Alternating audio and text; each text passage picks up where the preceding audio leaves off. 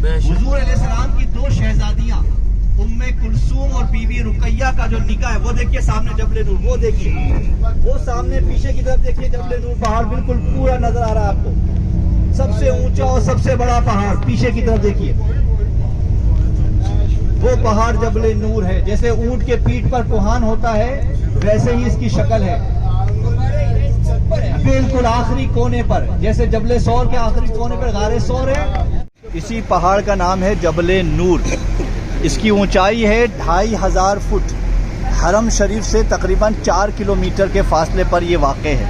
इस पहाड़ पर वो गार है जिसको गारे हीरा कहते हैं।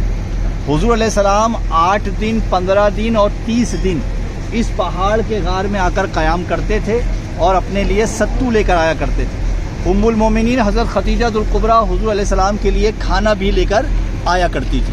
जब मेरे आका अलैहिस्सलाम की उम्र मुबारक 40 साल हुई तो सबसे पहली वही कुरान मजीद की 5 आयतें लेकर जिब्राइल अमीन अलैहिस्सलाम इसी पहाड़ पर आए।